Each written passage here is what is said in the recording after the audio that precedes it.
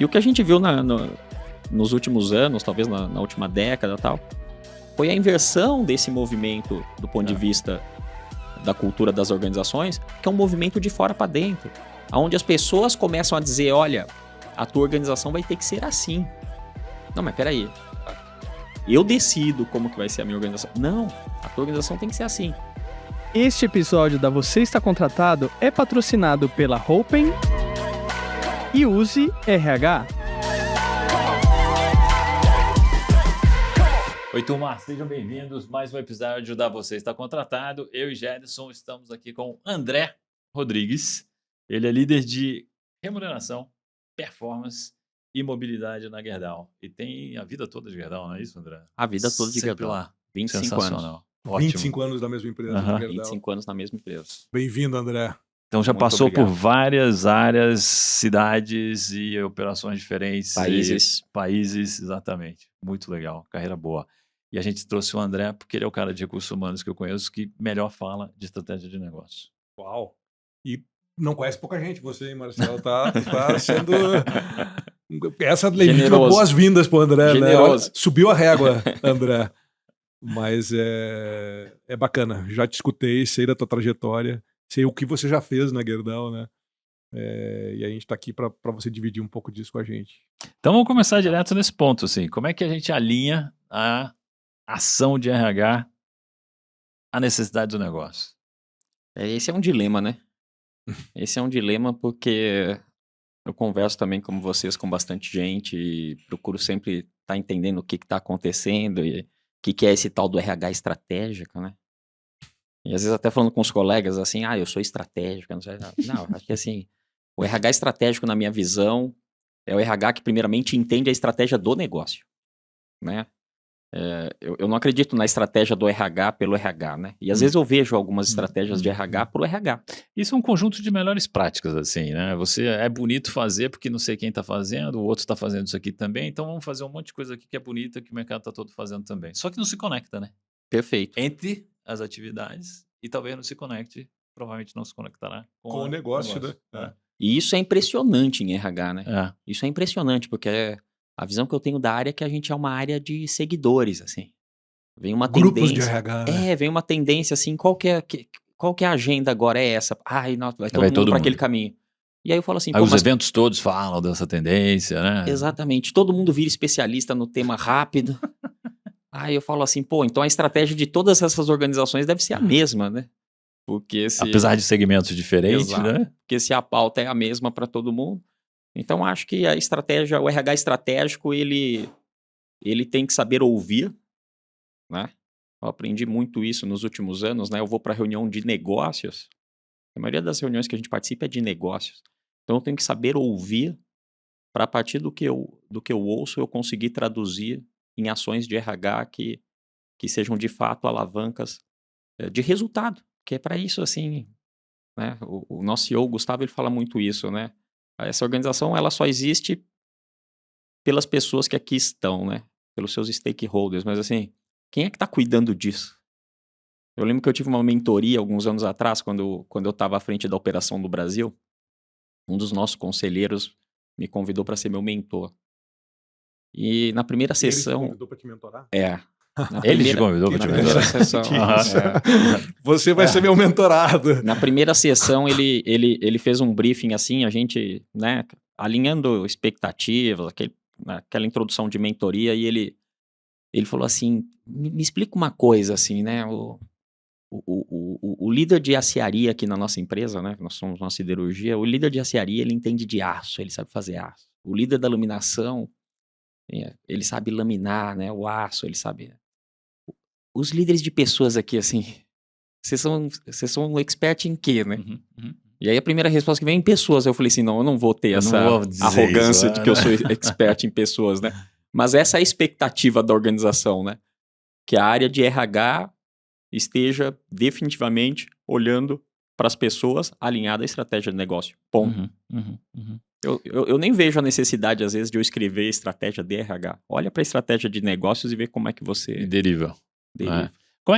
A motivação desse executivo te chamar para você ser mentorado dele, o que ele tinha na cabeça por trás, assim? Qual era a motivação? Nós somos uma multinacional brasileira, né? E a família é controladora da empresa, Uhum. né?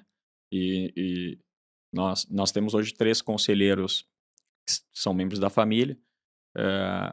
Na função de conselheiros, eles não têm hoje função executiva, mas eles gostam muito de estar próximos e de conversar com os líderes da empresa e de conhecê-los, Uhum. né? E isso é muito forte na história da Gerdau, assim. A família sempre esteve muito próximo e sempre buscou conhecer os líderes que estão nas principais posições da empresa, que estão tocando a empresa e tal. E o que aconteceu com a Gerdau nos últimos 10 anos, a empresa rejuvenesceu demais, assim, do ponto de vista de liderança. Por N motivos.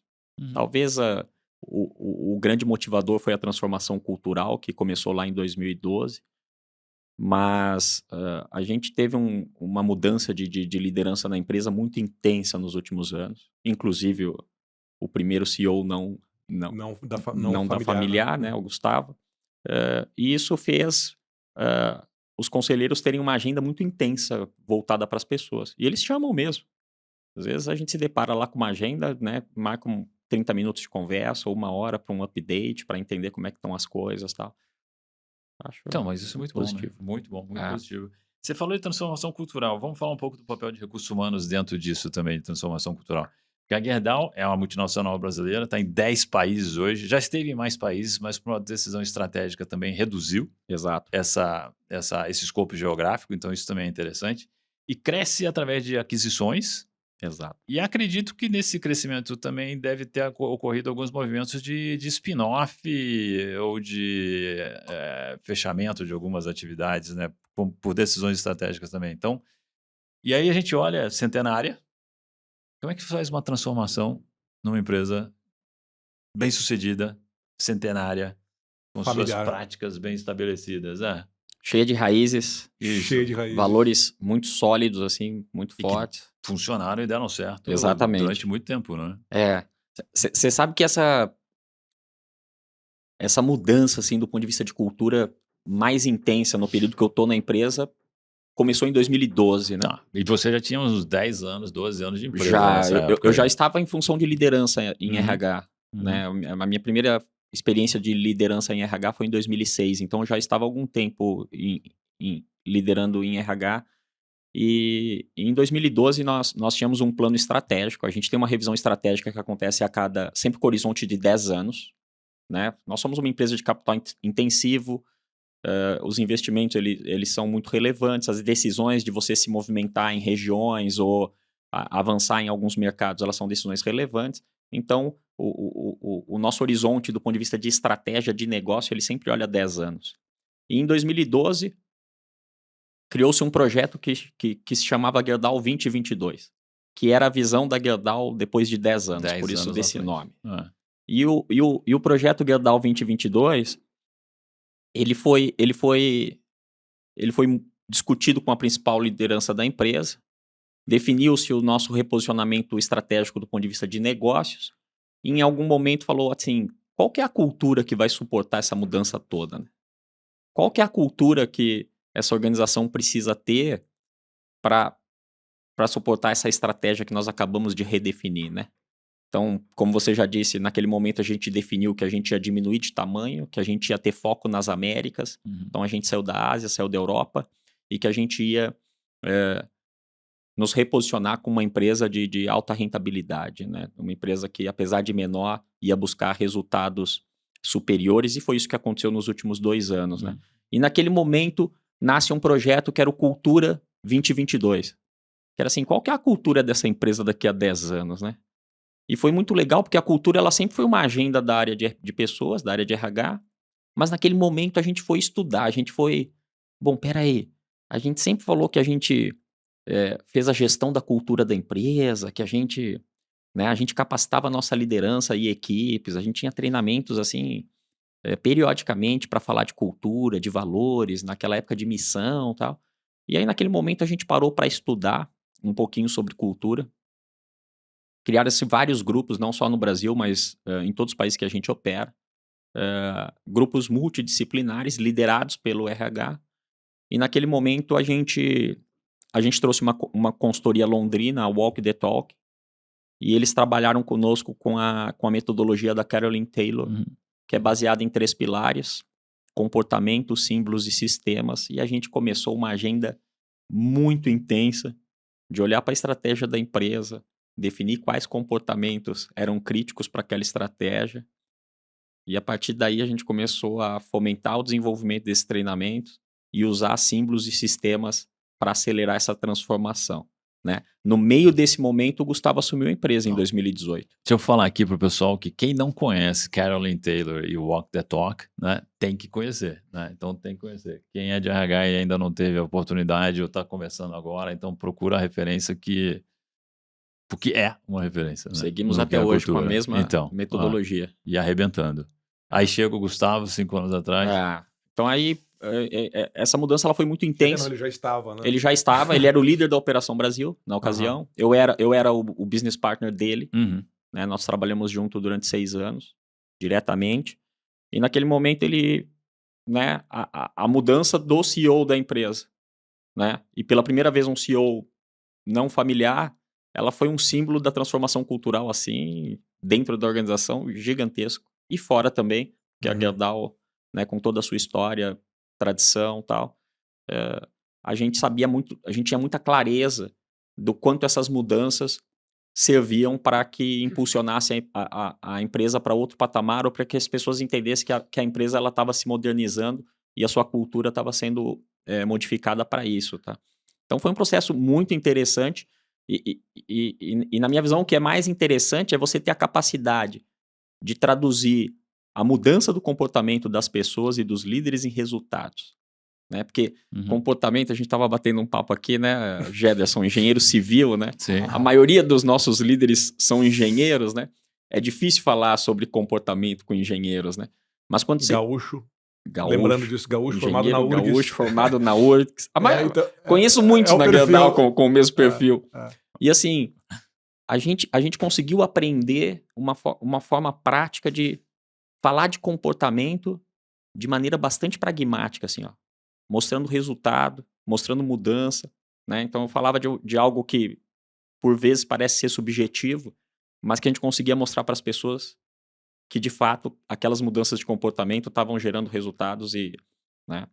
E aí, como qualquer grande mudança, né, Marcelo, muitos saíram, né? Muitos saíram da empresa, né? Seja por iniciativa própria ou por decisão da empresa. Muitos chegaram, que é o que eu falo do rejuvenescimento da nossa liderança. Mas hoje a gente olha para esse processo como um processo muito exitoso, assim, sabe? E de grande aprendizado. O que foi chave para ter sucesso? Walk the talk. Fazer o que fala, assim. As pessoas, a toda hora, a gente percebia que as pessoas estavam checando se o que estava sendo falado, de fato, ia ser cumprido. Vou dar um exemplo que é muito forte da nossa área, né? Não adianta eu ir lá e falar que a nossa cultura valoriza segurança, que é o principal valor dentro da Gerdau, né? E no dia a dia, as pessoas perceberem exemplos contrários ao que eu tô dizendo, né? Ou um exemplo muito simples que está na mão do RH, né? Como é que eu promovo uma líder ou um líder que não é um exemplo em segurança, assim, sabe? Eu começo a contradizer as mensagens que eu falo, né? Então isso era um processo de mudança que a gente sempre tomava muito cuidado. Quem é que nós vamos promover? Ou quem é que nós vamos mudar de posição? O cara que dá resultado, mas não presta muita atenção para segurança? Ou o cara que dá um pouquinho menos de resultado, mas é um exemplo em segurança? É o cara da segurança, não tem a menor dúvida. Esses são os dilemas que na hora você mostra se a cultura está de pé ou não. Exatamente, é o teste da cultura. Perfeito. É o teste da liderança. Mas para mim não tem a menor dúvida. É o cara que é um exemplo em segurança, né? E seja ele qual for o pilar que sustenta a cultura de uma empresa. Sem dúvida. Porque nem sempre vai ser segurança. Em outros lugares, inovação, sei lá. Sem dúvida. Né? Então, é o walk the talk. Assim, as pessoas estão sempre observando a liderança. Sempre. Então, assim, faça o que você fala, senão... não vai criar credibilidade. Exatamente. Falando com um grupo de líderes também no interior do Rio Grande do Sul. eu falei para eles, né, tipo, olha, vocês acham que as pessoas não estão olhando para vocês, não estão observando vocês, mas há 24 horas por dia você está sendo observado. Inclusive fora do teu horário de trabalho. Principalmente em cidades menores. Porque uma cidade como São Paulo, né, você consegue sair do teu ambiente de trabalho e vai para tua casa e faz as tuas coisas. Em centros menores, pode só até dizer em Porto Alegre. Cara, o Zafari que o Dr. Jorge frequenta é o mesmo Zafari que o teu operador de máquina ou de empilhadeira frequenta. Então, assim, e ele tá te observando. Teu comportamento, como é que você se dirige às pessoas, né? Como é que você estaciona teu carro, que velocidade você anda na rua. Então, assim, o tempo todo você está sendo observado. Sem dúvida. Né? E as pessoas não, às vezes, esquecem isso, né? Vamos falar de transformação digital de RH? Desafio. Desafio. Por que é um desafio, André? Porque transformação digital, pelo menos a experiência que a gente tem na Gerdau, assim, numa grande organização, é um desafio enorme, assim, sabe? Eu acho que a Por causa transformação... do tamanho mesmo? Também. Fica tudo muito mais complexo, assim, sabe? Por causa do tamanho, por causa da diversidade geográfica, né? Então, né, quando a gente se aproximou bastante, você me puxou para conhecer uma série de HR techs, Foi. né? Aquele mundo era novo para mim, né? Porque a gente está acostumado sempre trabalhar com aquelas grandes empresas, tal, Consultorias. né, as Big Four, aquelas coisas todas, tal. E aí o Marcelo, porra, quando a gente começou a trocar ideia, tá aqui, ó, vem conhecer esse ambiente, vamos no ecossistema, vamos participar de um fórum ali, vamos, né? E aquilo começou a chamar a atenção porque você começa a entender um movimento que já aconteceu, né? E que a tua organização não tá encarando ele como uma realidade por N motivos, né?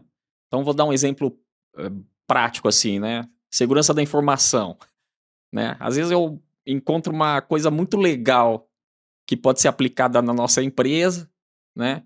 E quando eu vou apresentar a solução lá internamente, eu recebo um monte de questionamentos ou críticas, quase que já barrando que aquilo entre dentro da organização. Não, pô, aqui não, aqui não pode, né? Ou quem que é essa empresa, né? Quais são as credenciais dela, ou para quem que ela, Para quem ela já trabalha. para quem que ela já trabalha, deixa né? eu ver o auditoria do né? balanço deles nos últimos 3 anos. Eu lembro que esses dias eu tava batendo um papo com o pessoal de uma HR Tech, né? E ele falou assim, pô, vamos fazer topa fazer um piloto, uma POC? Falei, cara, até topo, né? Como é que a gente formaliza isso? Aí o fundador dessa HR Tech falou assim, mas como assim formalizar? Nós estamos combinando aqui, vamos fazer. Falei, não, um documento e tal. Falou, não tem. Manda teu contrato. Falei, Então, acho que a gente passou dessa fase. Hoje a gente tem algumas iniciativas, né? Mas a digitalização, a transformação digital e RH, eu acho que ela é um pilar hoje para a área de pessoas. Esses dias eu estava lendo um artigo que ele falava dos 3 pré-requisitos da transformação digital, que é assim, a qualquer momento, em qualquer lugar, em qualquer device. Né? E hoje, quando eu olho para as nossas soluções, a maioria delas não atende esses 3 requisitos. Entendeu? E aí, para você entender, pô, por que a qualquer momento, assim? Porque, assim, não adianta eu querer forçar um líder ou uma equipe, umas pessoas a fazer aquilo no momento que eu quero. Né? Hoje a dinâmica, né, ela é muito diferente, as pessoas, cada uma, né, qualquer momento. De qualquer lugar, né?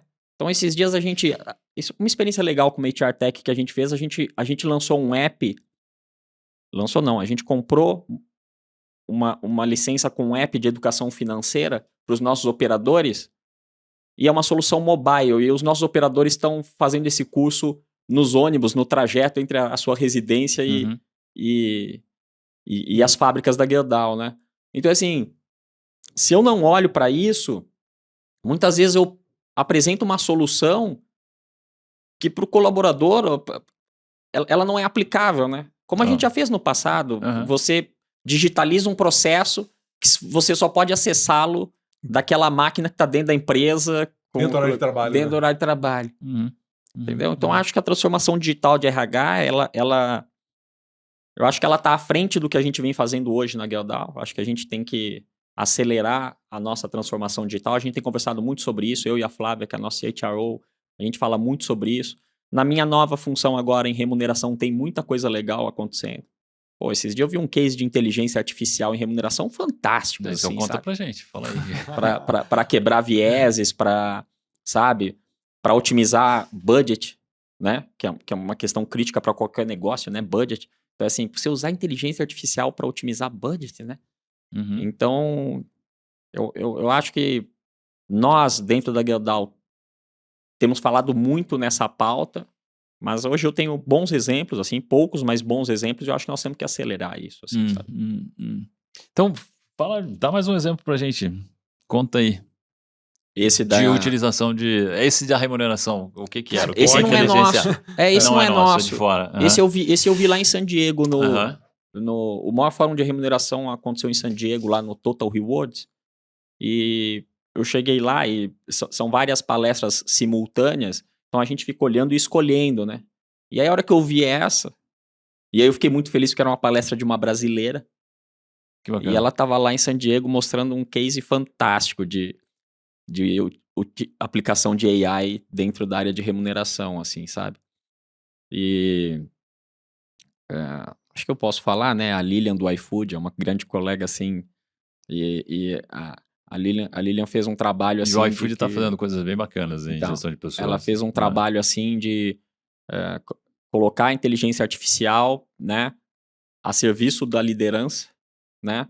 E um tema que é técnico, que é remuneração, e que nem todo mundo domina, não é todo líder que domina o tema de remuneração, nem dentro da própria área de RH, todos dominam Não tem muita remuneração. gente. E a inteligência artificial, sem que o líder perceba, propondo para ele a melhor solução, o melhor uso daquele orçamento, daquele, né, na gestão das suas equipes, das pessoas. O case deles foi muito voltado para vieses.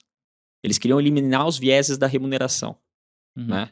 Então, assim, aquelas decisões que às vezes sem querer a gente toma, né? E quando vê, ela tá cheia de... Não, e tem vários, né? Em remuneração tem vários vieses, né? Sem dúvida. Você só se lembra das coisas mais recentes que as pessoas fez, né? Você tende a dar mais dinheiro para as pessoas que são os seus reportes diretos. Você tende a... Aquele que você mais vê, né? Que tá ao teu alcance. Também, exatamente. visual. E outros, né? Pessoas parecidas contigo. Então tem vários vieses aos quais você tem que estar muito alerta na hora que você está distribuindo o orçamento de Me fez lembrar de uma ajuste conversa salarial. que a gente teve dias atrás sobre isso, né? Do trabalho híbrido, não híbrido, online ou presencial. E alguém comentou com a gente, não lembro mais agora quem foi, que disse assim, olha, se você quer falar de carreira, você precisa estar aqui no presencial, porque eu preciso te ver. Porque se eu não te ver, você não vai conseguir fazer carreira aqui dentro. Então, esse é um viés também, né? Do tipo que as empresas, e uma multinacional como a Gerdau, tem que estar ligada nisso, né? Do tipo assim, eu não posso prevalecer aquelas pessoas que estão no meu entorno perante aquelas que não estão, né? Porque a gente não consegue mais ter controle Como eu sobre garanto isso, que né? quem eu não vejo, e hoje é comum, E eu não seja sou lembrado, né? É eu não isso. sou injusto com essa pessoa, né? Em 2004, uma empresa chinesa de viagens fez um experimento de trabalho híbrido. Colocou um grupo de pessoas de teleatendimento trabalhando em casa e um outro grupo ficou no escritório. No final de um período de 3 meses, chegaram a todas as conclusões que nós chegamos agora no nosso período recente de teste do trabalho híbrido, né? De ganho de produtividade, redução de custos, diminuição de escritório, etc. Todos. Mas aí fizeram um segundo experimento na mesma empresa para um outro período semelhante, chegaram de novo aos mesmos resultados, mas dessa vez perguntaram para as pessoas se elas gostariam de continuar trabalhando de casa ou se elas gostariam de voltar para o escritório. Metade das pessoas disse que preferia voltar para o escritório. Metade quis ficar em casa. E também pelos motivos todos que a gente sabe, né? O de ficar em casa. As pessoas que disseram que queriam voltar para o escritório, elas colocaram perda do senso de pertencimento e estou sendo bypassada pelas decisões de gestão de gente, porque não me veem aqui em casa. Então eu estou perdendo salário, estou perdendo promoção, estou perdendo participar em projetos interessantes, porque se esqueceram de mim, esqueceram porque eu estou aqui, longe. E aí, hoje em dia, sabendo disso, o que a gente tem que fazer, eu não estou jogando fora o trabalho híbrido, o que estou dizendo a gente tem que estar alerta a isso e justamente trazer Perfeito. de forma digital para próximo essas pessoas que estão no trabalho híbrido. Perfeito. Né? E o híbrido é muito complicado hoje em dia também. Eu tenho escutado muito de pessoas, por exemplo, gente que está no escritório né? E se questiona, pô, mas se você está no escritório, por que vocês não vão para uma sala para fazer uma reunião? Né? Tipo, não, não, não. É porque tem gente que não tá aqui e precisa entrar na reunião também, e é melhor cada um ficar no seu posto de trabalho. Então, assim, você vai pro presencial, mas continua o dia inteiro como se tu estivesse dentro de casa, Uhum. olhando Sim. pro computador em videoconferência o tempo todo, né? Sim. E aquilo que o presencial tem de diferente se perde, não Ah. tem. A gente segue no híbrido, mas Ah. uma coisa que eu aprendi, assim, eu sempre fico atento à minha agenda para ver se faz sentido ir ao escritório ou não. É. Por exemplo, uma agenda de um dia com muitas reuniões online não tem sentido nenhum ir para o escritório. Que aí eu vou ficar lá disputando salas, como você falou, entendeu? Eu não querendo uma salinha. Não, e pra o truque fazer é sua esse, né? reunião. Você gerenciar a sua agenda desta maneira, né? Exato. E quando o trabalho tem que ser colaborativo, legal, quero estar junto com o pessoal. Quando eu vou trabalhar sozinho, estou estudando, pesquisando, são reuniões online, eu fico em casa. Curiosidade minha, você consegue controlar essa agenda e dizer, não, esse dia tá bloqueado para eu ficar ao escritório, eu vou evitar reuniões. Eu tenho tentado. Então, assim, a gente tem algumas agendas que já são pré-definidas, né? Então, por exemplo, até por questões pessoais, eu tento bloquear toda sexta-feira em casa, né? Se bem que São Paulo não é mais a sexta, né? Não. A sexta mudou. não é mais o pior dia de, né? Quinta-feira, não sei Então se é é assim assim, em outra cidade, mas é. realmente, quinta-feira em São Paulo. Então, assim, Virou a nova sexta. a sexta-feira o termos de nosso trânsito, escritório é. tem um quórum muito baixo nas Aham. sextas-feiras, né? Então eu tenho privilegiado a sexta-feira para ficar em casa. Aí o que eu faço? Toda aquela agenda que ela é mais individual, olhar as mensagens, né? Limpar os e-mails, né? Atualizar, que nem essa semana. Ontem eu fiquei em casa porque eu tinha que fazer uma apresentação de uma reunião importante. Eu falei, eu preciso concentrar, eu vou É estar isso. trabalhando numa apresentação, né? Com mais 2 ou 3 Não faz colegas sentido, né? online. Trabalho individual Trabalho de casa. foco é casa. Isso a gente aprendeu muito Muito. no pós-pandemia, Uhum, sabe? uhum. Pelo menos a gente encarou que em nenhum momento nós discutimos perder o que trouxe de ganhos, assim, a questão do híbrido, sabe? Hum. Em nenhum momento. Eu vejo algumas empresas agora voltando, tomando É. decisão do presencial 100% e tal, mas a gente não... Minha até visão dessa pressão pela volta para o presencial é porque o pessoal da camada do meio aí, na média gerência, ainda não entendeu qual é o papel deles nesse futuro, quer dizer, presente, né? Híbrido. O papel deles mudou. O papel antes era mais fácil e era do tipo cascatear o que vinha do alto da organização para as suas equipes, distribuir tarefas e gerenciar e monitorar essas tarefas e dando input no que o pessoal está fazendo. A partir do momento que você não está junto com todo mundo, né? O que você faz? É isso, né? O drama é esse, né? Então vamos voltar para o escritório, porque eu quero continuar fazendo o que eu fazia. Pois é.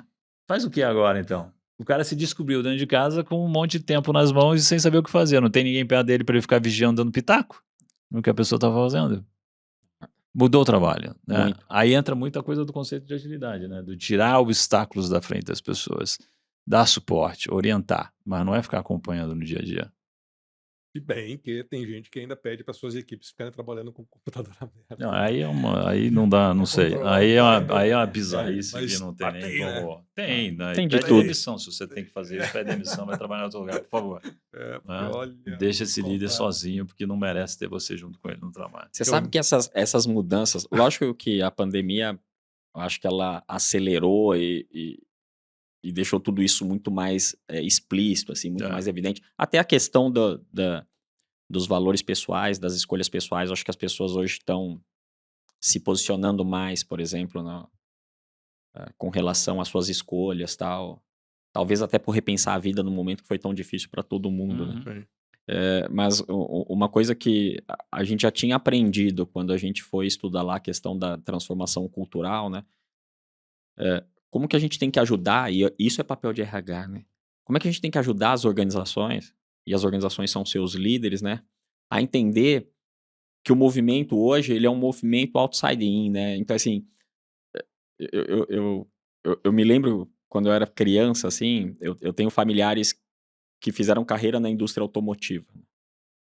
Eu sou ali de São Caetano e tal, e aquela região muito intensa na indústria automotiva. E os meus tios, eles tinham como sobrenome as empresas que eles trabalhavam, né? E a tradução do comportamento deles, né, hoje, né, até por estar nessa área há bastante tempo, era o que representava aquelas empresas. Então, assim, você queria saber como que era a Gerdau, você falava com alguém da Gerdau, você sabia como era a empresa e tal. Ah. E o que a gente viu nos últimos anos, talvez na última década e tal, foi a inversão desse movimento do ponto de vista da cultura das organizações, que é um movimento de fora para dentro, onde as pessoas começam a dizer, olha, a tua organização vai ter que ser assim. Não, mas peraí, eu decido como que vai ser a minha organização. Não, a tua organização tem que ser assim. Exemplos reais, né? O avanço da pauta da diversidade nas organizações, na minha visão, é um exemplo real, mas é uma pressão de fora para dentro. Eu acho que não é um movimento interno. O trabalho híbrido. Sim, é de fora para dentro. Quer atrair talento? Vai ter que aceitar. Preocupação com a segurança, com a saúde mental e o bem-estar das pessoas é de fora para para dentro. E assim, o RH tem que ajudar a alta liderança da empresa a entender isso. Porque o cara que toma a decisão, às vezes ele não está atento para isso. Eu acho, nós somos ser assim. Não, peraí. Como é que é fora? O que a sociedade está esperando da organização? A sociedade espera isso. Então vamos tentar atender essa expectativa da sociedade ou essa expectativa dos demais stakeholders, né? Mas é impressionante a dimensão que isso tomou hoje na pauta do RH e às vezes a gente não se dá conta. Porque eu falo assim, eu vou definir uma nova política, uma nova regra. Se eu sentar na minha cadeira ou na minha sala e com arrogância, achando que eu... Não, peraí, quem tá lá fora quer? E olhar só pro passado da tua empresa que te trouxe até aqui, né? Exato. Quem tá falando... Então, assim, uma série de pautas. A maioria das mudanças em gestão de pessoas hoje, na minha visão, vem de fora para dentro. A gente começou falando de RH estratégico e a gente falou da necessidade de alinhamento com o negócio. Agora a gente está trazendo outra lente do que é o RH estratégico, é entender o contexto em que você está operando. É isso, tem que levar em consideração essas coisas que você está trazendo aqui. Senão você não vai ter gente. Não vai ter gente, é simples assim. Ou vai ter gente que não alinha com a cultura desejada pela empresa. E aí não vai dar resultado. E principalmente numa multinacional, né? Cuidar essas culturas, né? A Gerdau do Canadá é diferente da Gerdau do Uruguai, que é diferente da Gerdau da Colômbia, que é diferente da Gerdau do Brasil e do Rio Grande do Sul, né? As fábricas, as pessoas reagem e fazem acontecer de uma forma diferente. Então é por aí, né? Se você quiser sentar na tua mesa e estabelecer uma política de ética ou de comportamentos esperados, vai ficar difícil, né? Se você ficar só dentro da tua casa. Eu tenho um exemplo muito simples, assim, né? Pelo tempo de empresa, né? A gente vai aprendendo e se atualizando tal, e a aprendizagem da transformação cultural, ela foi muito intensa, mas assim, há muitos anos atrás nós tínhamos uma política, né? E era uma política formal dentro da empresa tal, que restringia a contratação de parentes. Focada em compliance, focada em não ter conflitos de interesse, que naquela ocasião fazia todo sentido, assim, né? Vocês sabem, assim, a maioria dos locais onde a Gerdau opera são pequenas comunidades e na maioria deles a gente é o maior empregador. Isso mexe muito com aquela comunidade, né? Então, assim, isso impacta muito as localidades onde a gente está inserido. Então, talvez não tenha outro jeito a não ser contratar familiares. Exato, e a gente não aceitava isso. E outro ponto, né? A gente está aprendendo com essa nova geração que já está no mercado de trabalho o que tem valor para eles, né? E aí nas nossas pesquisas de engajamento começaram a aparecer fatos assim, pô, eu queria muito que meu filho trabalhasse aqui. Eu queria muito que minha... Aí um dia nós sentamos um dia e falamos assim, tá, mas faz sentido seguir assim, né? Vamos olhar isso com outra lente. Será que fomentar, né, com todo o cuidado de conflitos de interesse, de não ter, que nem a gente não aceita reporte direto de familiares, tal, será que não faz sentido fomentar e isso vai trazer como resultado mais engajamento, mais retenção, mais, sabe? Recomendação de gente boa para vir trabalhar na empresa? Exato. Que é o que está hoje, tá? A gente rasgou essa política, tá? É fácil fazer isso dentro da organização? Não. Mas é nossa responsabilidade como área de RH. Provocar a conversa. De chamar e falar assim, pô, não faz mais sentido isso. Vamos lá. Você vai perguntar? Não, que eu acabei de me lembrar de um mentorado meu, Gerdau. De Arroio dos Ratos. Do lado de Charqueadas. Lá de Charqueadas. Bom. E aí peguei o briefing do mentorado para dar uma estudada qual o perfil dele, que ele estava começando, ele tinha assumido uma posição de liderança e já com 23 anos de Gerdau. Eu disse, bom, o cara já deve ter mais pouco, tinha 30 e poucos anos de idade. Cara, que idade você... Foi o único emprego, começou como, na época nem tinha jovem aprendiz, mas na época como estagiário, enfim. Ele deve tudo a Gerdau, assim, agora saiu um pouco do assunto, mas o que mais afligia ele hoje como papel de líder era ele conseguir convencer os liderados que eles estavam trabalhando no melhor lugar que eles poderiam estar. E aí eu vi isso, agora falando com você que me lembrei desse exemplo, desse mentorado. Ele falava com tanto amor e com tanto respeito às oportunidades que ele tinha tido na Gerdau, que assim, poxa, Arroio dos Ratos, né, dali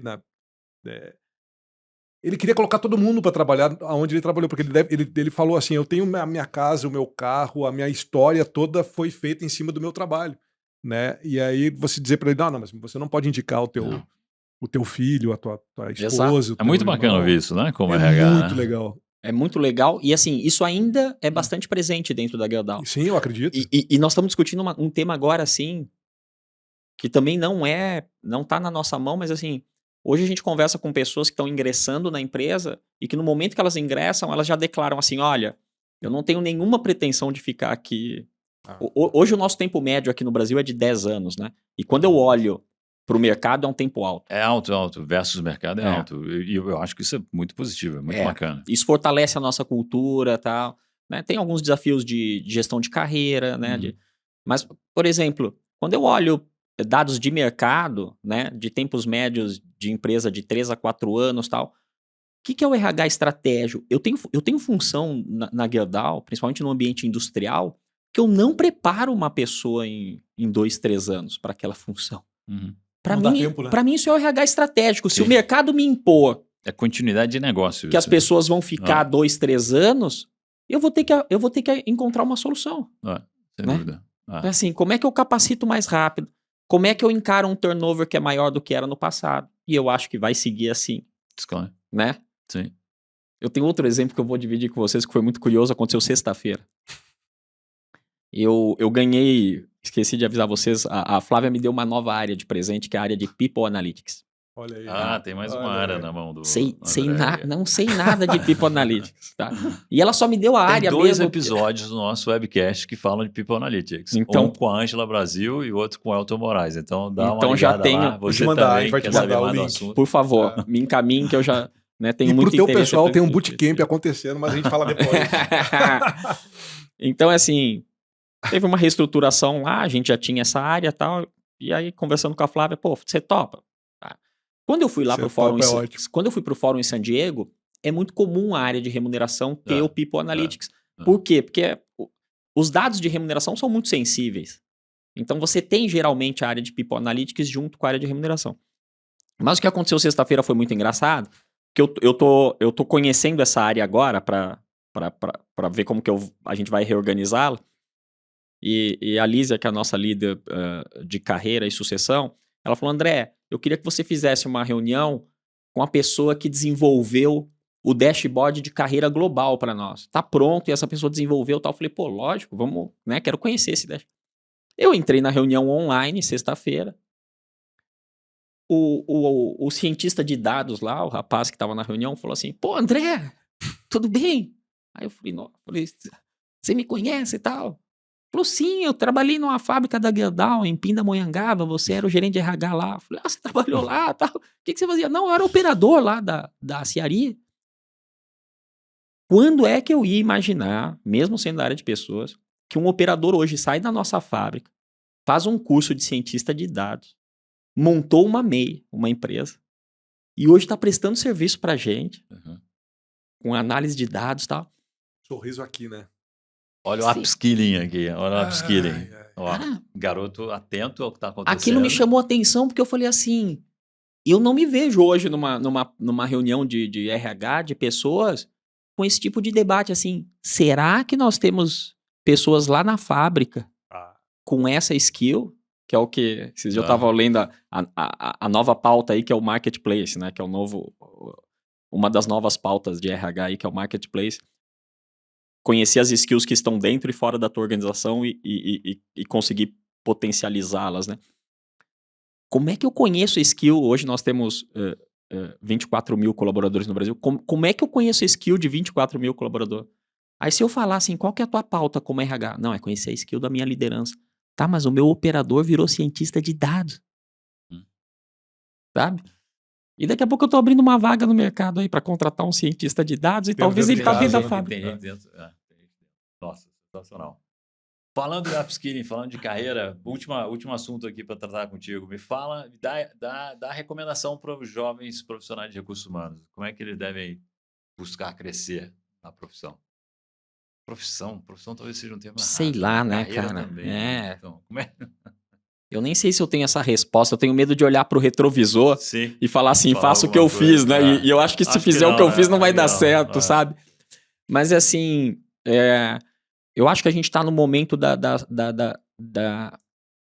das pessoas terem extrema capacidade de explorar as suas competências mais humanas, assim, sabe? Então, eu vivi uma fase em RH que a gente tinha que aprender tudo que era o técnico, assim, sabe? Né? Criava-se um novo método, uma nova... Você ia lá, fazia um curso, aprendia. Tá? Não que isso não seja importante, mas eu acho isso hoje tudo muito fácil, assim, de você obter, de você... Eu acho que a pessoa que, por vocação, por aspiração, por interesse, entra para a área de recursos humanos, ela tem que ter a consciência que ela vai ter que desenvolver e explorar muito as suas competências humanas, assim, sabe?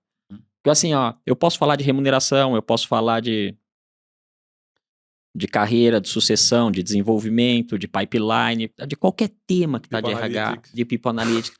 Mas assim, no fundo, eu vou propor algo que vai impactar as pessoas, assim, sabe? E eu acho que as pessoas que estão entrando hoje para dentro da RH, eu vejo o RH hoje um pouco igual a TI dos anos passados. Eu acho que assim, a gente tá num boom assim e tem uns riscos aí das pessoas não se prepararem adequadamente para suas funções, mas assim, eu acho que a pessoa tem que ter essa clareza, assim, é importante se preparar academicamente, é importante, né, se preparar tecnicamente, conhecer dos temas e tal, mas assim, é importante entender que o nosso papel dentro da organização é fazer esse sounding boarding, assim, sabe? Porque assim, eu tô lá com o líder... uma tábua de ressonância. Eu tô lá com o líder discutindo como é que nós vamos melhorar o nosso EBITDA, o nosso EVA e tal, e por trás eu tô pensando assim, tá, Mas não pode todo mundo na mesa conversar sobre EBITDA e EVA, são as pessoas? Alguém tem que falar de gente na mesa. Exato. E é o papel do RH. Exatamente. Então acho que a pessoa que vem para RH, ela tem que estar disposta a isso. Assim. Boa, que bom que você nos lembrou disso. Obrigado, André. Valeu, eu que agradeço, muito bom estar aqui André. Com vocês. Obrigadão. Grande abraço. Comenta aí, dá like, compartilha com os amigos e a gente se vê num próximo episódio. Este episódio da Você Está Contratado foi patrocinado pela Hopen e Use RH.